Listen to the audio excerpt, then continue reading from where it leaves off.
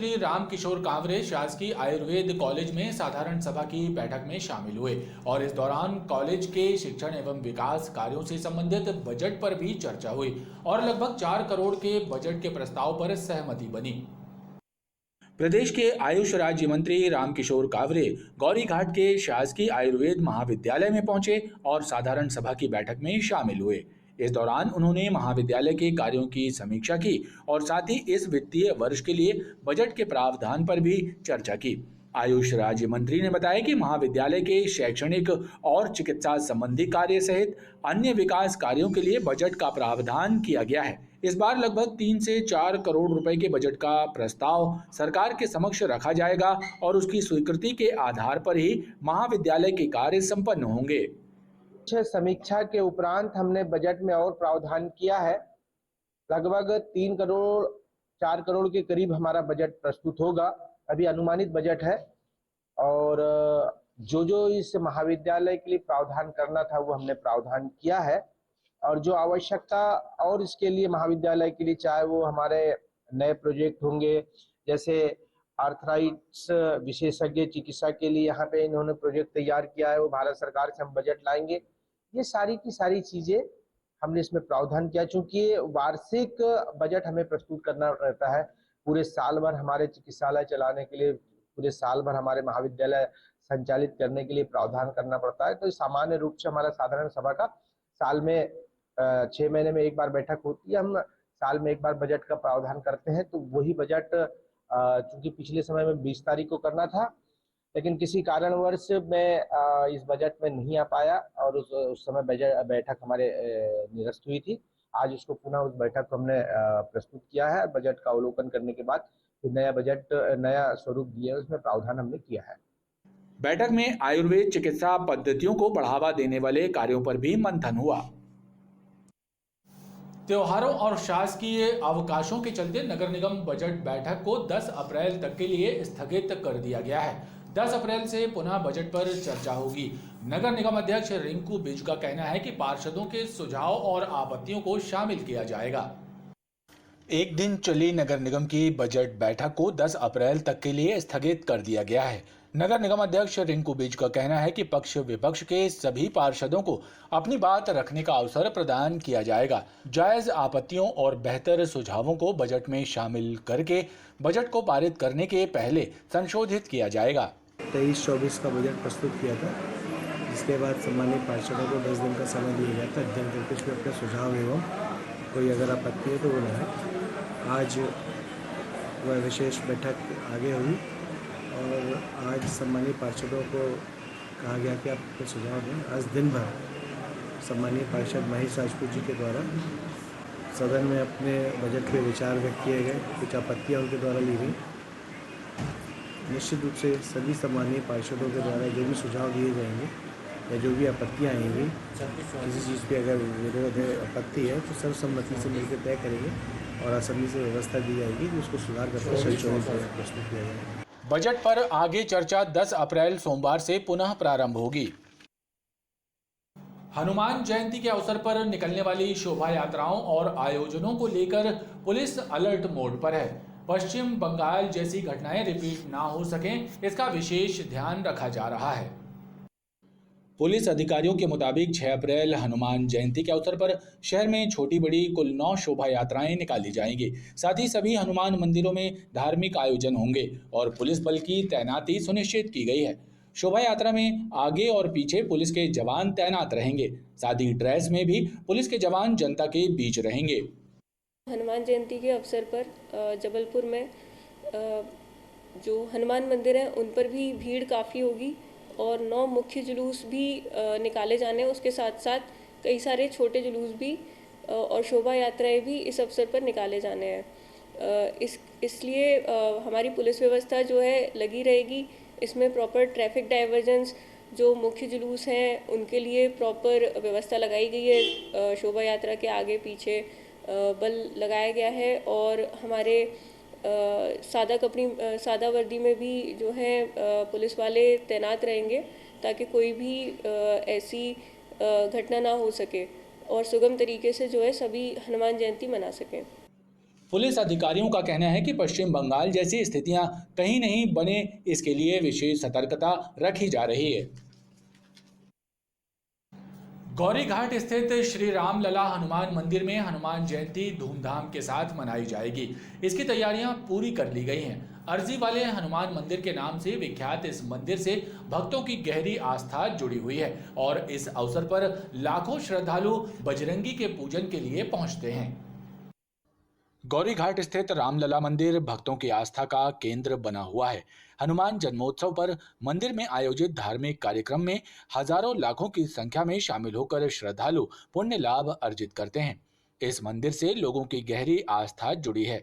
इसकी वजह यह है कि यहाँ पर मारुति नंदन अर्जी वाले हनुमान जी के नाम से स्थापित हैं। यहाँ नारियल के साथ अर्जी लगाने वाले भक्तों की मनोकामना पूरी होती है। हाँ, इस मंदिर की स्थापना ब्रह्मलीन स्वामी रामनिरंजनाचार्य जी महाराज ने सन 68-69 में चित्रकूट धाम से आकर के यहाँ किया था।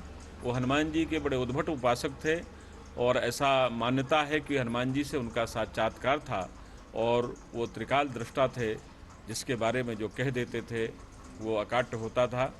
उनके दर्शनों के लिए दूर दूर से लोग आते थे।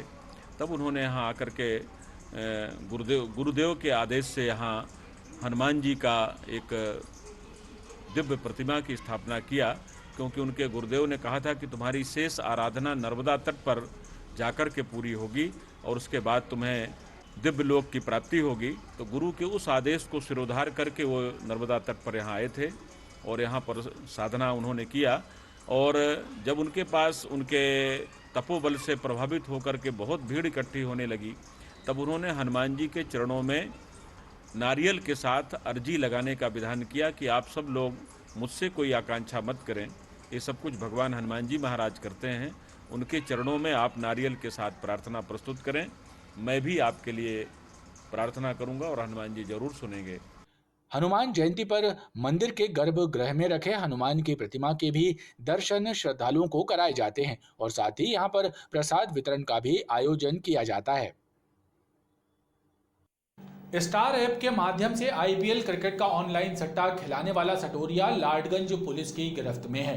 क्राइम ब्रांच और लाडगंज पुलिस ने संयुक्त रूप से कार्रवाई करते हुए राइट टाउन स्थित पित्र छाया अपार्टमेंट में तरुण पवैया के फ्लैट में दबिश देकर एक सटोरिये को गिरफ्तार किया। पुलिस के अनुसार ऑनलाइन सट्टा खिलाने वाले 2 आरोपी फरार सटोरियों की तलाश की जा रही है। वहीं सटोरियों से नगद 1,03,000 रुपए, 12 मोबाइल, टीवी और रजिस्टर के पन्ने जिसमें लगभग 1 करोड़ का हिसाब किताब लिखा गया है, जब्त किया है। क्राइम ब्रांच को विश्वसनीय मुखबिर से सूचना मिली कि राइट टाउन पित्रछाया अपार्टमेंट में तरुण पवैया के मकान में एक व्यक्ति आईपीएल का ऑनलाइन सट्टा खिला रहा है। सूचना मिलने पर क्राइम ब्रांच एवं थाना लाडगंज की संयुक्त टीम द्वारा मुखबिर के बताए स्थान पर दबिश दी गई। राइट टाउन में पित्रछाया अपार्टमेंट की दूसरी मंजिल पर स्थित तरुण पवैया के कमरे में दरवाजा खुलवाकर अंदर देखा गया तो टीवी में दिल्ली कैपिटल्स और गुजरात टाइटंस का मैच चल रहा था। एक व्यक्ति 4 एंड्रॉयड मोबाइल और 8 कीपैड मोबाइल एक कैलकुलेटर के जरिए बातचीत करके दिल्ली कैपिटल्स और गुजरात टाइटंस के बीच खेले जा रहे आईपीएल क्रिकेट मैच में लगाई खाईबाजी की रकम एक कॉपी में लिख रहा था, जिसने नाम पता पूछने पर अपना नाम देवेश विश्वकर्मा निवासी पुष्पक नगर मारुति चौक आधारताल बताया। तलाशी लेने पर एक काले रंग के बैग में सट्टे की रकम 1,03,000 रुपए रखी मिली। वहीं कॉपी के 4 पेज जिसमें लगभग 1 करोड़ की लगाई खाईबाजी का हिसाब किताब लिखा हुआ था, उसे भी जब्त किया गया है। सट्टा, जुआ, अवैध शराब, अवैध उत्खनन, इन सब चीज़ों पे पूर्ण रूपेण अंकुश लगाने के लिए एक अभियान शिकंजा प्रारंभ किया गया है। इसमें हम तमाम सारे लंबे समय से फरार अपराधियों को भी पकड़ेंगे और ऐसी अवैध गतिविधियों पर अंकुश भी लगाएंगे। उसी क्रम में क्योंकि जब हम लोगों का आपसे रूबरू हुआ था तो उस समय मैंने आपको बताया भी था कि आईपीएल सट्टे को प्रभावी ढंग से ख़त्म करने के लिए उसमें लगातार हम लोगों द्वारा कार्रवाई की जाएगी। उसी क्रम में लाडगंज थाने में हमने ये कार्रवाई करी है। इसमें हमारी टीम ने जो सटोरिया था उसको पकड़ा है और उसके पास से 1,03,000 रुपये नकद, 11 मोबाइल फ़ोन, 12 मोबाइल फ़ोन और लगभग 1 करोड़ रुपए का हिसाब किताब उससे सीज हुआ है। देवेश विश्वकर्मा वो व्यक्ति वहाँ पकड़ा गया है, जो राइट टाउन छाया अपार्टमेंट में 2nd फ्लोर पे काम संचालित कर रहा था। इस संचालन में 2 महत्वपूर्ण सटोरिये भी शामिल थे, दीपक खत्री और बावला। इनको भी इसमें आरोपी बनाया जा रहा है। अभी जो हमने लोकेशंस लिए हैं तो दीपक खत्री पुणे में और बावला इंदौर में रह के इस तरह के सट्टे के काम को अंजाम दे रहा है, तो उसको भी हम गिरफ्तार करने के प्रयास कर रहे हैं। आरोपी देवेश विश्वकर्मा ने पूछताछ में बताया कि दिलीप खत्री द्वारा स्टार ऐप के माध्यम से आईडी पासवर्ड उपलब्ध कराया जाता था और बबला द्वारा भी आईपीएल मैच की हार जीत पर रकम लगवाई जाती है। पुलिस ने आरोपी देवेश विश्वकर्मा, दिलीप खत्री, बबला गुप्ता के विरुद्ध थाना लाडगंज में सट्टा एक्ट के तहत मामला कायम किया है। मझौली थाना अंतर्गत ग्राम सुनवानी स्थित पेट्रोल पंप में वृद्ध चौकीदार के सर पर कुल्हाड़ी से वार करके लूट की वारदात को अंजाम देने वाला आरोपी पेट्रोल पंप का ही कर्मचारी निकला। पुलिस ने आरोपी को गिरफ्तार कर उसके कब्जे से 64,609 रुपए बरामद कर लिए हैं। ग्राम सुनवानी में अनिल जैन के पेट्रोल पंप में सोमवार की देर रात को वृद्ध चौकीदार गणेश दाहिया के सर पर एक नकाबपोश लुटेरे द्वारा कुल्हाड़ी से हमला कर दिया गया और ड्रॉज में रखे 64,609 रुपए चोरी कर लिए गए थे। मझौली थाना क्षेत्र में हुई इस घटना की जानकारी मिलने के बाद पुलिस अधीक्षक ने आरोपी का सुराग देने वाले को 5,000 रुपए का इनाम देने की घोषणा की थी। वहीं पुलिस द्वारा सीसीटीवी फुटेज के आधार पर छानबीन शुरू की गई तो पता चला कि पेट्रोल पंप में ही चौकीदारी करने वाले छोटू भूमिया ने ही लूट की वारदात को अंजाम दिया था। पुलिस द्वारा सख्ती से पूछताछ करने पर छोटू ने अपना अपराध स्वीकार कर लिया, लिहाजा पुलिस ने उसे गिरफ्तार करते हुए उसके कब्जे से चोरी की रकम बरामद कर ली है। दिनांक 3 और 4 की दरमियानी रात मझौली थाना के अंतर्गत ग्राम सुनवानी है, वहाँ पर जैन साहब का पेट्रोल पंप है, जहाँ पर अज्ञात व्यक्ति द्वारा वहाँ पर जो चौकीदार लेटा हुआ था, आराम कर रहा था रात के समय, लगभग 3 बजे के आसपास उसको घायल करके, इंजर्ड करके और जो वहाँ पर पैसा रखा हुआ था उसको लूट के वहाँ से ले गया था। मामला बड़ा संगीन था क्योंकि एक वृद्ध व्यक्ति के साथ हमला करके, घायल करके पैसे लूटे गए थे। उस प्रकरण में हमारी पूरी मझौली और एसडीओपी सिहोरा की टीम ने लगातार उसमें काम करके उसको डिटेक्शन किया है और उसमें आरोपी छोटी भूमिया को पकड़ लिया गया है। उसके पैसे रिकवर हो गए और वारदात में प्रयुक्त जो वेपन था, कुल्हाड़ी जिसको उल्टा करके उसने प्रहार किया था, वो भी रिकवर हो गई है। ये एक्चुअली कैश पैसे, उसमें दिन भर की जो सेलिंग होती थी वो पैसे वहाँ रखे रहते थे और चौकीदार का नियुक्ति भी इसलिए थी कि चौकीदार उसकी सुरक्षा सुनिश्चित करेगा और छोटू भूमिया भी वहीं में काम करने वाला व्यक्ति था। सीसीटीवी फुटेज और अन्य माध्यम से ये चीज़ बड़ी क्लियर हो गई कि इसका हुलिया और कद काठी इसी तरह से की है और व्यक्ति वो थोड़ा इंजर्ड भी था, तो इस वारदात को करने में वो इंजर्ड भी हो गया था और उसको गिरफ्तार कर लिया गया। उसने सारी वारदात को कबूल भी किया है। मझौली पुलिस ने आरोपी को न्यायालय में पेश कर दिया है। रिज रोड स्थित आर्मी कैंपस में एलएलबी की छात्रा और उसके 2 दोस्तों के साथ मारपीट करने और उसे जबरन कार में बिठाने की कोशिश करने का मामला सामने आया है। पीड़ितों ने गोरा बाजार थाने में शिकायत दर्ज करवाई है कि आर्मी लिखी हुई कार में सवार 2 युवकों ने 21 मार्च की रात को इस घटना को अंजाम दिया था। वहीं इस मामले को लेकर पुलिस द्वारा आर्मी अफसरों से भी बातचीत की जा रही है। छात्रा ने गोरा बाजार थाने में शिकायत दी है कि 21 मार्च मंगलवार की रात 11:37 पर अपने दोस्त स्वप्निल और प्रतीक के साथ रेस्टोरेंट में खाना खाकर पैदल लौट रही थी। जैसे ही वो लॉ यूनिवर्सिटी के गेट के पास पहुंचे, लाल कार में सवार 2 लोगों ने बदतमीजी करते हुए उसे कार में बिठाने लगे। मना करने पर गालियां देते हुए मारपीट की। युवती जबलपुर लॉ यूनिवर्सिटी में फाइनल ईयर में पढ़ रही है। छात्रा ने बताया कि घटना के बाद भी अक्सर लाल कार और वो दोनों युवक यूनिवर्सिटी के पास घूमते दिखाई देते हैं। अब तो कैंपस से बाहर निकलने में डर लगता है। छात्रा का कहना है कि रेड कार में आर्मी लिखा था। इस मामले में एडिशनल एसपी ने बताया कि कार सवार युवकों की जानकारी जुटाई जा रही है और आर्मी के अफसरों से बातचीत की जा रही है। छात्रा ने थाने में एफआईआर दर्ज कराई थी, शिकायत दर्ज कराई थी। उस पर जिस भी सेक्शन की एफआईआर बनती थी वो लिखी गई है। उसके बाद में 164 सीआरपीसी के कथन माननीय न्यायालय में कराए गए हैं और साक्ष्यों के भी कथन कराए गए हैं।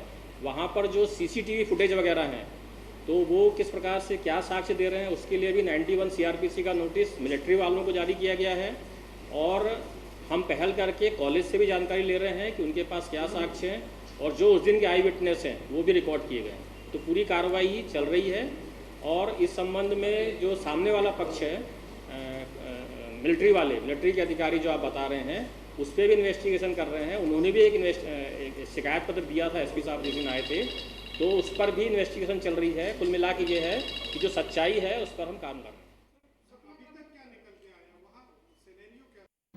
8 वर्षीय मासूम बच्ची और 10 वर्ष के बालक को अपनी हवस का शिकार बनाने वाले सौतेले पिता को तिलवारा पुलिस ने गिरफ्तार कर लिया है। पुलिस अधीक्षक टी.के. विद्यार्थी ने बताया कि बाप बेटी के रिश्तों को शर्मसार करने वाली घटना की खबर मिलते ही 24 घंटे के अंदर आरोपी को गिरफ्तार कर न्यायालय में पेश किया गया, जहां से उसे जेल भेज दिया गया। मंगलवार को तिलवारा थाना अंतर्गत क्रशर बस्ती में 8 वर्षीय मासूम बालिका और 10 साल के बालक के साथ दुष्कर्म किए जाने का मामला सामने आया था। घटना की जानकारी मिलने के बाद पुलिस ने छानबीन शुरू की तो पता चला कि बच्चों के सौतेले पिता ने ही उन्हें अपनी हवस का शिकार बना लिया। लिहाजा पुलिस ने आरोपी की तलाश शुरू कर दी और 24 घंटे के अंदर ही मासूमों के साथ दरिंदगी करने वाले सौतेले पिता को गिरफ्तार कर लिया। क्षेत्र की क्रशर बस्ती की घटना है, उसमें एक सौतेले पिता द्वारा ये हैवानियत की गई है। दोनों बच्चों के साथ, जो बच्चे थे उनके साथ ही घटनाक्रम हुआ है दुष्कर्म का, और उसमें हमारी टीम ने आरोपी की शीघ्र गिरफ्तारी 24 घंटे के भीतर सुनिश्चित भी कर ली है और ऐसे प्रकरण को हम कोशिश करेंगे कि उसमें शीघ्र न्याय हम दिला सकें। पुलिस के अनुसार आरोपी को न्यायालय में पेश किया गया, जहां से उसे जेल भेज दिया गया।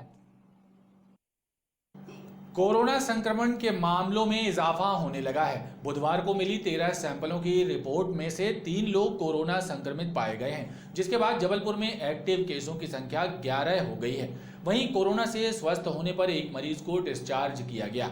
स्वास्थ्य विभाग से मिली जानकारी के अनुसार कोरोना संक्रमण काल से लेकर अभी तक इस महामारी से मृत होने वाले व्यक्तियों की संख्या 817 है। वहीं पिछले 24 घंटे के दौरान इस बीमारी से किसी की मृत्यु होने की पुष्टि नहीं हुई है।